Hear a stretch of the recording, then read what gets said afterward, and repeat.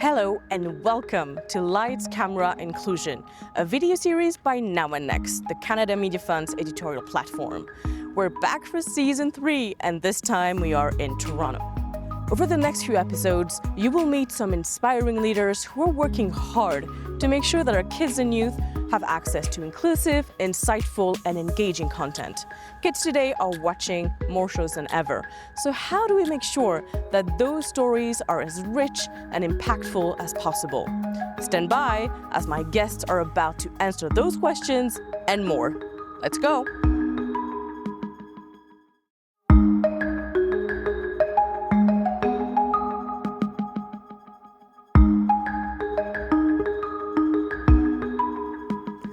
I'm joined on this third episode by Dr. Chris Alexander, Associate Professor of Game Design at the Toronto Metropolitan University and Director of the Red Bull Gaming Hub. Dr. Alexander is an advocate for using video games as an interactive and powerful learning tool. He believes parents have a central role to play when it comes to curating inclusive games for their children. Dr. Alexander, dear Chris, hi. Hi, how you doing? Good, it's really good to see you, and thank you for welcoming me into the Red Bull Gaming Hub at the Creative School, TMU, of which you're the director. What is this place exactly? Oh, first of all, thanks for having me. It's such an honor to have you and meet you in real life finally after 2 years. So this is the Red Bull Gaming Hub. We focus on 3 core areas: video game design, solo production, and the evolution of education. So we like to call it pilot training. We've got 36 stations here, and we teach folks how to make theory become practical. So, in the season of Light, Camera, Inclusion, we're focusing on children and youth and, and the screens they watch and interact with. And yet there's one screen we don't really talk much about. And we know that 80% of Canadian youth own a gaming device, right? So you focus a lot on the power of gaming as a very powerful learning tool. So could you take me through why, gaming, how it differs from the other types of, media platforms? Excellent question. So in my mind, the way that video games distance itself from other medium is because it contains audio, text, and video. But this is where the learning part comes in. We have autonomy. That is, the player, the user is in charge of when they learn something. I'll give you an example. Let's say we're playing a game and we run around a corner and we fall into a hole. We respawn at the beginning, and without any words, we know, I better be careful when I go around that corner. If you look at the way that feedback comes to us in the classroom, there was nothing as quick. And a lot of times when we're talking about video games, we fail to mention that idea of, I get to know how well I'm doing instantly. And I'm in a safe space where I can keep trying until I get good at a specific skill. And tell me, do you have some, because you're obviously a professor, do you have some, examples from your teaching of how gaming and that, kind of interactive aspect has helped or is helping young people, develop their empathy, develop, social skills when it comes to understanding a perspective that's not their own to begin with? Great question. So in my most recent TED Talk, I talk about a game called Virginia. Well, Virginia is a game that looks at a newly hired FBI agent who is tasked with investigating the only other female agent in the precinct, and that game is based on a true story. So in my class, last year's class was 308 students. Next year is going to be 1,200 rather. Each week we run a roulette and one student gets selected to play a game live together in front of the entire school. When we play Virginia, a lot of times people, it's the first time I've experienced this kind of story, and we talk about that. And after we talk about it, then we ask the question that transforms the minds, which is, how would you build that? And how would you build your own version of that? And that's when you see this idea about video games, like, wait a second, I can actually build whatever I want. And that's why this lab gets filled, and that's why those class numbers go up, because it's one of the only medium. It's accessible, it's easy to learn and make mistakes and iterate without a ton of money being invested in it. and most importantly, people able to see themselves in the production process. Yeah, that's so important. And we talk a lot about seeing ourselves on screen, but it's a different thing being part of creating that screen, right? With people who look like you, who interact like you. Chris, in the past, you've debunked quite a few myths around gaming and children, sometimes coming from anxious parents. Can you tell me more? So I get a lot of questions from parents about video games and addiction and child consumption. And I usually start trying to be patient by telling them the story, my own story. So when I was 14 years of age, I said to my parents, all I want to do is play video games all day, every day. My parents, they looked at me and they said, yep, absolutely. And I was shocked. I said, really? Yeah. Yeah. And they said, you can play as many video games as you want as long as you pay for them. Immediately, okay, fine. I would work, and I started buying my own games, and I started playing my own games, and I was like, see, you told me I could play as much as, but they tricked me into financial literacy. They tricked me into, you're going to, whatever you want to do, you have to support it. And when I tell that story to many parents, they're like, oh. And I say later, when I got older and PCs were a thing and some of my friends started playing PCs, I said, well, I want a PC. And they just looked at me. Sure, you can have a PC. So then I learned it was cheaper to build your own computer than it was to buy. Right. And as a result, I started building computers and then selling the skill of building computers for others to make money. Last summer, in this hub, we worked with 12 underserved community members. And I promised when I was able to, I wanted to give that same skill of building computers. So we had 12 students that were handpicked from the community to come and learn how to build computers for a client. And then on the very last day, I had them pack up the machines to deliver to the clients who were waiting outside. I said, oh, what are you going to say to your client? Oh, I'm going to say I spent so much time on tucking in those wires. Because at the beginning, they were like, oh, this is going to be impossible. I said, it's only 9 parts. You can do it. And they were like, nah, sir, that's cap. And so after the first day, they're like, oh my gosh, this is easy. And then they say, I'm gonna tell the client that, I put my blood, sweat, and tears into all these wires, all the connections and setting it up, all of that. I did that. They stood up, they're getting ready for the client to come in. And I said, the client for these machines is you. You build this machine for yourself. And now I want you to never buy a pre-built computer because that's how I provided for myself, my family, and my community by the skill of process, the skill of building. So is that your advice to parents then?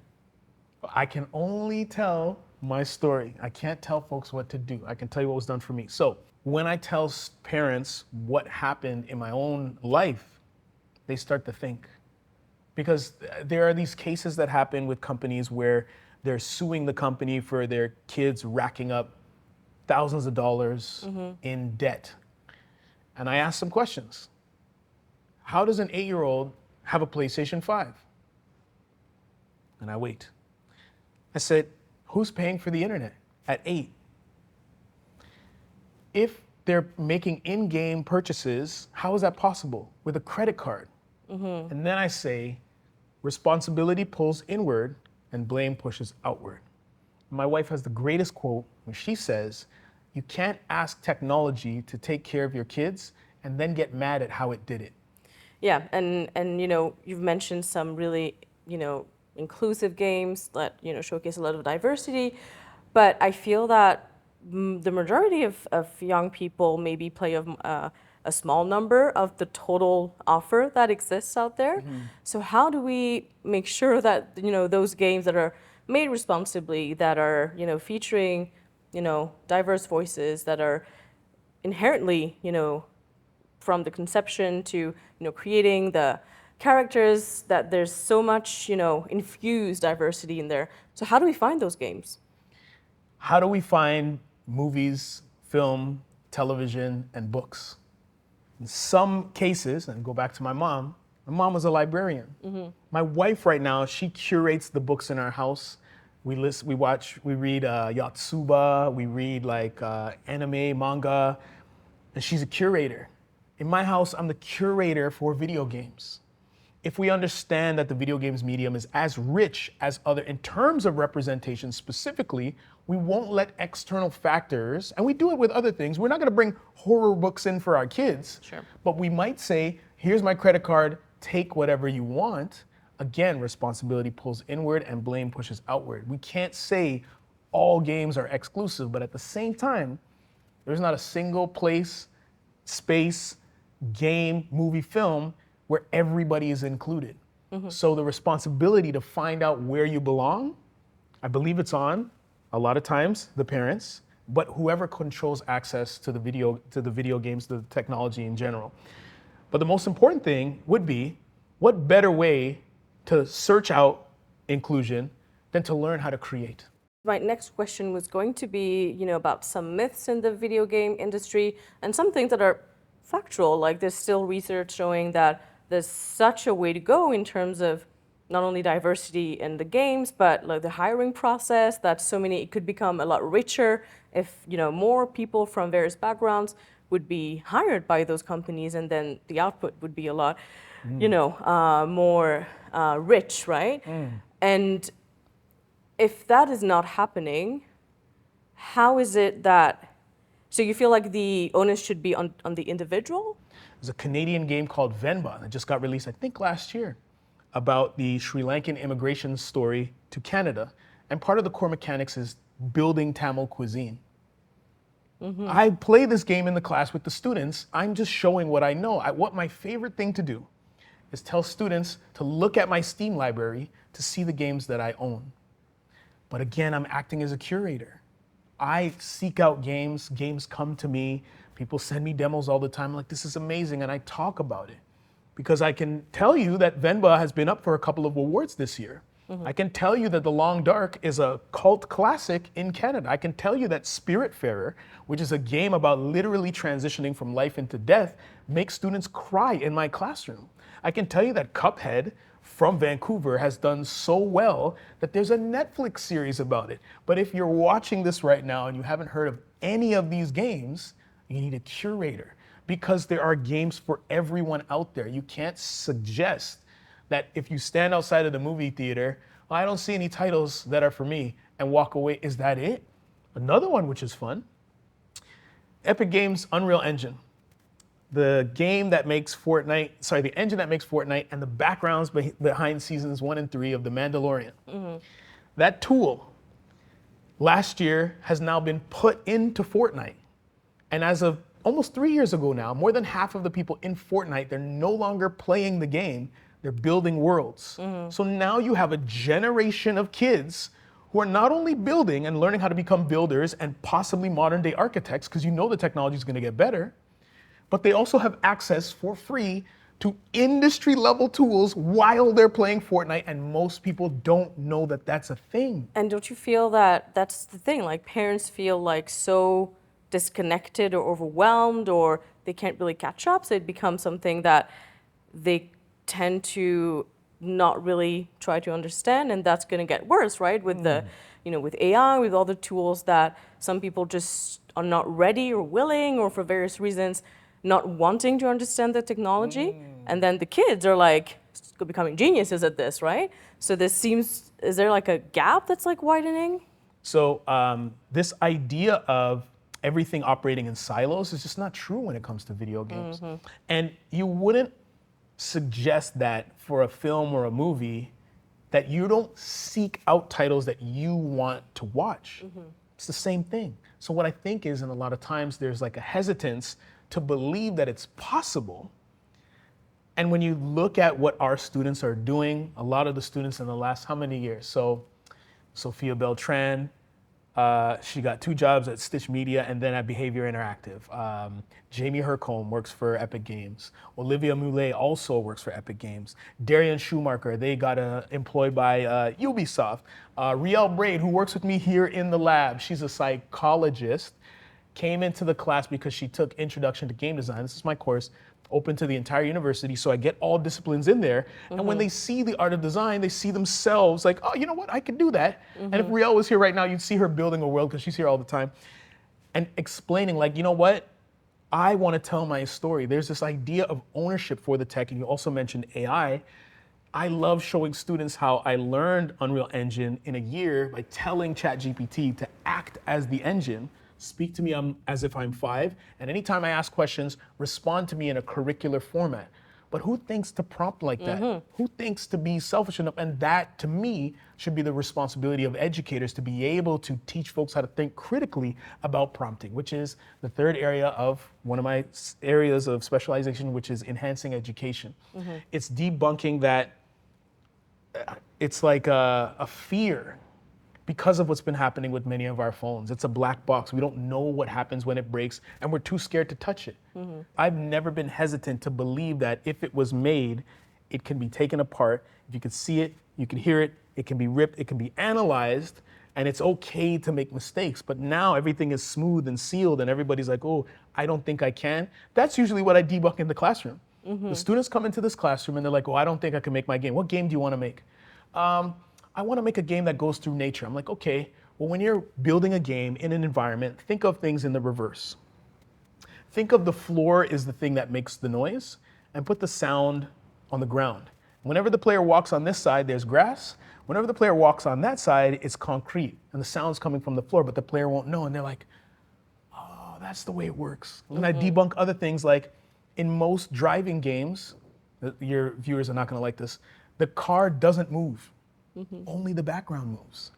And when you look at it now, you're like, oh my gosh, I thought it was so good in Mario Kart, but like you just see the background moving. It's like one of those old school. So these types of things to help debunk that fear of I can't, you just put them in front of the tools and show them, oh, I can. Yeah, so it's about getting involved, really. Gotta get involved. And so now you're creating your own games, like you're in that process. What did you feel is or was missing from, the offer right now?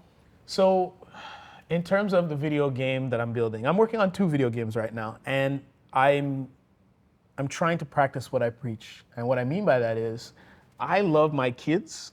I've been teaching kids, as you know, for 11 years with the town of Markham, and I wanted to make a typing game. One of my favorite typing games was on the Sega Dreamcast, and it was called The Typing of the Dead. They remade House of the Dead, removed the guns, and instead, all of the agents have keyboards and the zombies have words above their heads. And in order to destroy the zombie, you have to type the word. But it's a secret game to teach you touch typing. Because you can't, like the zombies are coming at you, and eventually you're just, oh so my good gosh. at typing. Yeah, and so I want to make a spiritual successor to that using bread and toast. But the caveat to that is I'm using geolocation to only give you recipes that are based on where you live. So somebody's gonna open up, the code name is bread type. You're gonna open it up in a different part of the world and you're gonna get a different kind of bread, but it's only gonna be giving you recipes because what you'll unlock, to me, will be some form of self-sufficiency. That's the first game. The second one, which we're working on, it's called Bearable, and it's a game about family life and happiness. And one of my favorite things that I've been fortunate enough to have in my life was a father. And I've come from a 2-parent household. And I don't see any games that talk about that. And so I want to make a game that specifically talks about some of the things that I've done, like sleep training 2 babies separately in one night, showing folks the process, showing how it's done. Like, and this is the prototype we're working on right now, something nobody told me when I became a father. Oh, they hide so many things, Chris. It's, Is that I'm the tooth fairy. And the sheer dread of my child's future, imagination, everything in my hands. So there's a level that we're working on right now where you have to sneak into the baby's bed, and we're gonna have a quick time event that is probably button mashing of lifting up the pillow, maintaining it, taking out the tooth, putting back the money, and it's gonna get harder. And then slowly lowering the pillow and leaving. And it's supposed to feel stressful, but it's supposed to also show like, man, what a joy to be able to care that much, to want to not break. And then at the end of the level, there's gonna be a question. I'm kind of ruining it, but at the end, you're at the breakfast table and your child comes down all excited. Oh, Daddy, the tooth fairy came. And you have choice options of how to respond. You can say, I did it. Or you can say, oh, that's great. And then you learn in the game that sometimes you gotta lie to your kids. So I don't see games like that. That's the game that I'm making because I'm excited just to hear what people say. Yeah. I'm excited. So that's my answer. And, reflecting on your own career and success, what do you feel like at an industry level could be done to better support, game designers coming from underrepresented communities, marginalized communities? What should we be doing more of? I believe that what can be done more is to have more visible curators and librarians. I believe that if folks take a look at the monetization structure for building levels in Fortnite and the kind of money that folks are making building in Fortnite, they would probably stop playing the game and start thinking about what can I do to captivate an audience? Immediately business style thinking that gives a different meaning to sitting down in front of a game console, right? I think a lot of times, no, pretty much every time, things boil down to education and folks just not knowing. What? I can make money off, wait, these tools are free? A lot of times, because I also teach streaming on Twitch, a lot of people don't know those tools are free. And I will show anybody, including teachers. I'm trying to run workshops for teachers to show them how to professionally present themselves online. And a part of what happens after they get it to look the way they know it looks great is, oh, so now what am I going to talk about? And to me, I think that's what's missing. People feel like they don't have a voice, but everybody does. Let's show everybody what that voice is. Because I feel like now there's too much complaining and not enough action. You can say there's not enough representation and walk away. Or you can make a game about fatherhood. And I have people come up to me and saying, oh, as a X, as Y, I have to work 10 times harder than everybody else. And I always smile at them and I say, perhaps there's a different way of thinking about that. They say, what do you mean? So let's do the exercise. You've heard people say that you with your brilliant superpower of journalism, that you've had to work 10 times harder than everybody else. Is that true? For you? In a way. Okay. So let me ask you some questions. If you can run 10 times faster than somebody else, what does that mean? Well, you can achieve 10 times more. If you can do 10 times more push-ups than everybody else, what would that mean? You're 10 times stronger. I feel like I'm in the student-professor seat now. So when somebody tells me that I have to work 10 times harder than everybody else, See an opportunity. I switch that word to can. That means I can work 10 times harder than everybody else. And what are you going to do with that ability? You can say I have to work 10 times harder, or I can work 10 times harder. It's a very different outcome from a slight word change. And I wish people would think about that when they say, oh, I have to. You have to, or you can. Because the idea of supervising as many students and being able to reach as many students is something I know I can do and I want to do it. So what do you do with that superpower after that? What do you do with it? Yeah. Yeah. All right, Chris, it's been a pleasure. Thank you so much for welcoming me in your space, and Anytime. I wish you the best moving forward. Anytime, you're the best. Thank you so much. Thank you.